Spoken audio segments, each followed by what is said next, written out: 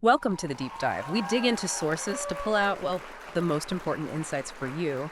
And today, we're diving into something quite unique. It's a reflection called Dreams, Disillusionment, and the Divine Ache by Stephan P. Winter.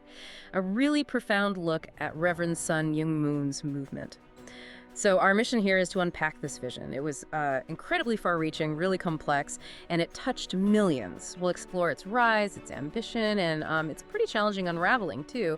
And ultimately, we want to see what this whole story might reveal about, those deeper human longings we all share. It's quite a story. Grand ambition, deep commitment, definitely some pain, but also maybe surprisingly some enduring hope. So yeah, let's get into it. Absolutely. And I think it's important to say right off the bat, this isn't really just about one religious leader or even just this one movement. It's more like a window, wouldn't you say? A window into what exactly? Yeah. Into why people are drawn to these grand narratives, these big stories, and what happens when those huge dreams bump up against the limits of reality, which they, inevitably do. It tells us a lot about human nature. That's a great point. If it's about human nature, it's definitely not just history then. It's about us now. So, okay, diving in. Let's start with the sheer scale of Reverend Moon's vision. Because this wasn't just like starting a new church, not at all. The aim was, and this is a quote, a full-scale reconstruction of reality itself. Think about that. Politically, spiritually, culturally, even biologically. Wow. Yeah, it's not just ambition, it's like a blueprint for a completely different world. That's powerful. It really is. And his core belief driving that was just incredibly bold. He genuinely felt that humanity, if people were bold and faithful enough, could actually bring heaven down to earth, like literally. Not just saving souls one by one. No. He wanted to save, quote, everything. Families, nations, religions, even history itself. He saw us, humanity, as divine children who had lost their parent in our way home. That's a pretty evocative image. It really is. And a central concept for this was Cheon Il-guk, Okay. which literally means the kingdom of heaven on earth. And again, this wasn't, a metaphor for the afterlife. It was meant to be built right here. Yeah. In our time, through human effort, in cooperation with divine will. A real world project. Exactly. A utopia they were actively trying to construct. And you can see that in the structure, right? The source talks about systems and blueprints for real world things. Schools, newspapers, ballet companies, peace groups, soccer teams, theological seminars, political organizations. It was comprehensive, totally. Each piece was designed to help rebuild Eden, basically. Yeah. One family under God. So with that kind of ambition, how did people react? How did they respond on the ground? Well, the response was huge. Thousands, maybe millions, apparently gave their lives to the dream. I mean, really think about what that means. People left homes, crossed oceans, married strangers. Strangers. Yeah. All because they believed they were part of something truly sacred. They saw Moon and his wife, Hak Ja-han, as the true parents. True parents, meaning? Meaning they were there to restore humanity's broken lineage, to fix the connection back to God, and even, they believed, to comfort God's own heart. That kind of commitment. It's extraordinary. What do you think drives that? It's fascinating, isn't it? And you mentioned family there. That seems absolutely key. The source says the cornerstone of Moon's whole vision was family. He believed the root of all human suffering wasn't just sin, but a breakdown of love, a kind of rupture of original relationships. Okay. And his solution, to restore these four realms of heart in families, which is essentially, the natural flow of love between child and parent, husband and wife, siblings, and then expanding that outwards. So it's like rebuilding society from the family unit up. Exactly. A fundamental rethinking of connection. And that belief, that focus on family, led to one of the most, audacious things they did. These matching and blessing marriages. We're talking thousands of couples. Moon himself matched them, often deliberately across national and racial lines. Those images were famous, weren't they? Huge stadium weddings. Yeah, they really captured global attention. But what was the experience like for the people involved? I mean, you can imagine the source says these ceremonies were incredibly spiritually charged, no doubt, but also for some, personally disorienting afterward. That makes sense. Yeah, this clash between the idealistic expectations they had and then the day-to-day reality of their marriage. Apparently, it sometimes led to unfulfilled hopes, emotional suppression, and withdrawal.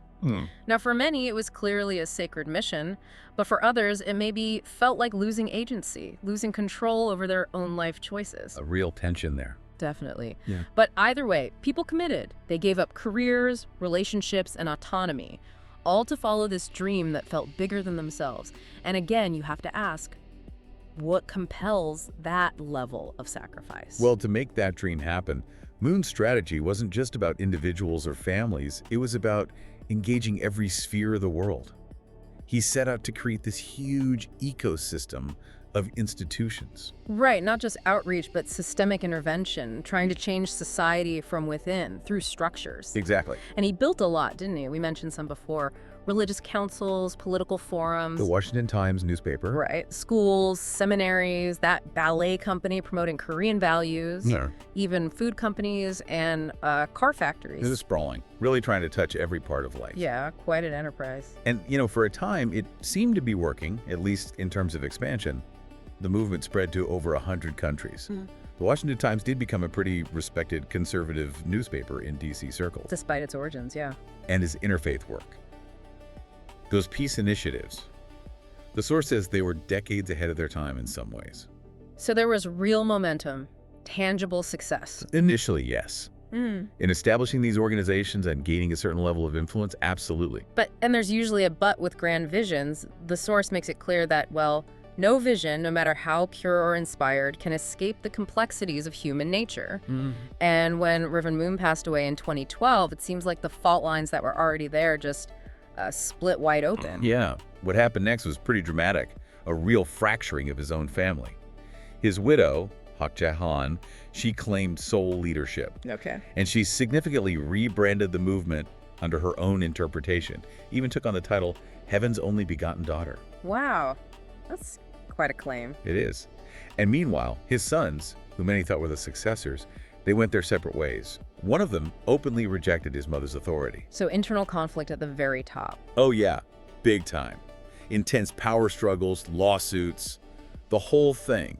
A movement that preached unity became bitterly divided by blood and belief. That couldn't have just been an organizational headache, right? For the followers, that must have been huge. Exactly. It created a profound theological crisis. Because if Moon and his wife were the Messiah, the true parents, if their family was God's lineage restored, Right. then how could that core family unit just implode like that? It seemed to directly contradict this claim of God's perfect plan, God's absolute dominion. It strikes at the very heart of the belief system. Absolutely. And the impact on the followers, as you'd expect, was massive.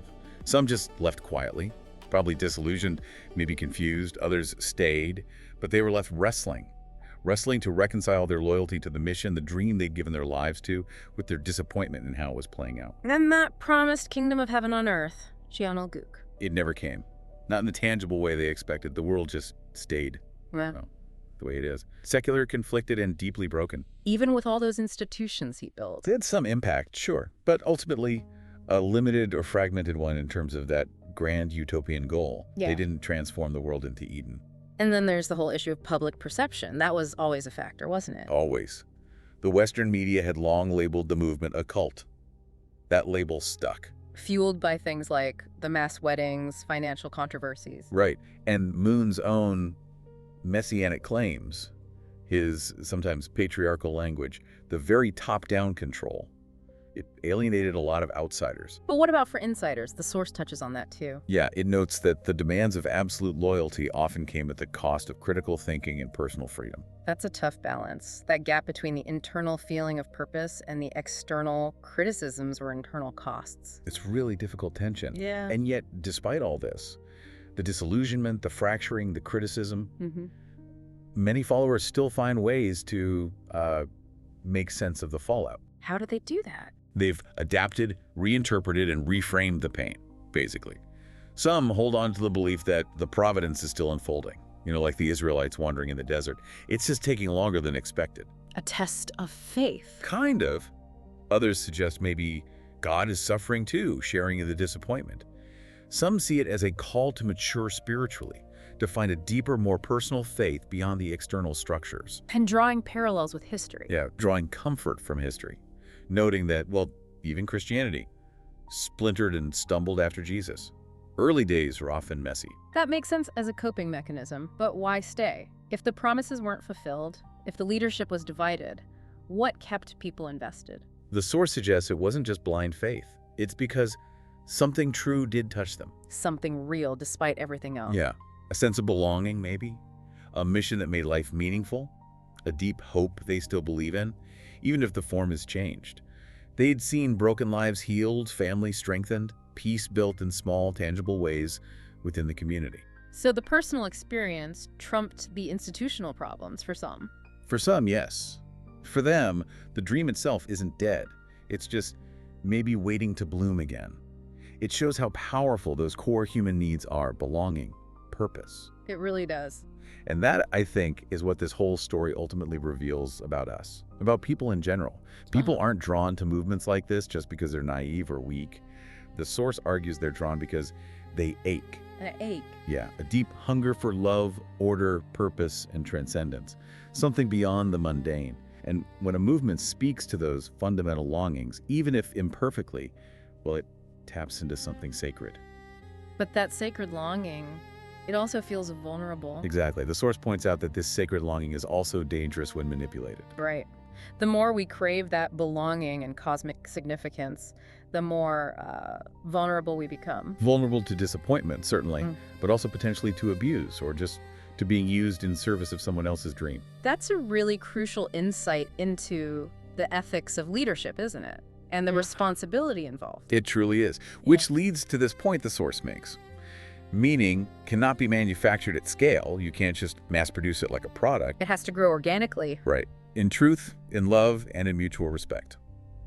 So the big question this leaves us with is, how do we learn from this? How do we dream wiser? Okay, so dreaming wiser. If you take Moon's vision and you sort of strip away the specific messianic claims, the top-down control, what's left? What's potentially worth saving? The source pulls out a few core ideas. First, that family can be a sacred place. The importance of those core relationships. Okay, that resonates. Second, that love, when lived sacrificially, can heal wounds across cultures and faiths. The power of selfless love. And third, that piece is not a government policy, but a personal ethic. It starts with individuals. Those are pretty powerful universal ideas, regardless of the specific movement. Exactly. They have value on their own. But then conversely, what does the analysis say must be discarded? What are the cautionary takeaways? Well, it's pretty clear on this. First, the concentration of spiritual authority in one individual, lineage, or clerical class.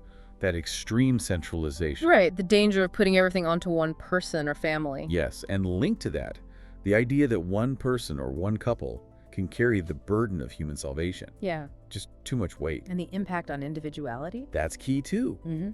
Discarding the deadening demand for uniformity over authenticity, where everyone has to fit the same mold. That feels stifling. It is.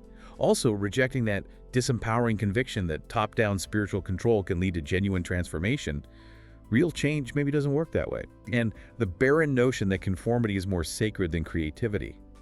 And finally, letting go of the belief that God's will can be perfectly enacted through flawed institutions, acknowledging human limitation. Wow, that's quite a list. But it seems like the common thread is rejecting that kind of absolute centralized control in favor of something more human, more distributed. Exactly. So if we want to dream wiser, the source suggests what's needed are movements that are humble, collaborative, inclusive, and crucially, deeply honest about their own limits. Honesty about limitations, that feels important. Very. We need spaces where leadership is shared, where questions are not threats, and where love makes room for difference, not demanding uniformity. So maybe looking again at that original longing, the thing that drew people in. Yeah. The source wonders, maybe it wasn't really about the specific theology in the end. Maybe it was something quieter, something deeper. Like what? Like a longing for home, a longing to be part of something vast and good, to know that your life is not just a passing moment, but a thread in a sacred story. That's a very human desire, isn't it? To feel like you belong to something bigger. Deeply human. But here's the potential tragedy the source points to, that they were promised too much certainty in return. Like the answers were too neat. Perhaps. Instead of being invited into, say, an ongoing conversation with the sacred, a journey of discovery, they were maybe given answers too small for the ache they carried. Answers too small for the ache, that's powerful. And the insight here is that meaning doesn't come from being chosen or being given all the answers. It comes from choosing, from how we relate to reality with truth, love, and reverence. So it puts the agency back on the individual. In a way, yes, it's about our engagement with the world, Yeah. not just accepting a prepackaged system. So, okay, bringing this all back, what does this mean for you listening right now? Reverend Moon's movement, with its huge vision and its complicated reality, it really forces us to ask some big questions, doesn't it? It really does. Like, what is worth giving your life to? How do you love deeply, commit deeply, without losing yourself in the process? Can we build something lasting, something meaningful together without sacrificing our integrity, our soul? What kind of world are we actually willing to struggle for? And fundamentally, what does it truly mean to belong? Yeah, those are huge. And maybe there aren't simple answers. The source suggests maybe that's the real invitation here. Not to find some ultimate certainty, but maybe to grow strong enough to live without it. To live with ambiguity, with complexity. Yeah, to become, as the source puts it, spiritual adults. Not cynical, not completely disillusioned, but awake. Awake, what does that look like? Capable of holding both things at once. Holding the vision and limitation, holding devotion and dissent, without just throwing out that original ache, that longing for meaning that first called us into faith or into seeking. So it's not about abandoning the dream, but holding it differently. Exactly. It's about maybe letting go of the need for absolute control without letting go of care. Aiming to build not a perfect kingdom maybe, but an honest community. Not a perfect movement, but an honest one. Holding vision and limitation, devotion and dissent. An honest community, that's a lot to think about. It really is. A challenging but maybe hopeful place to land.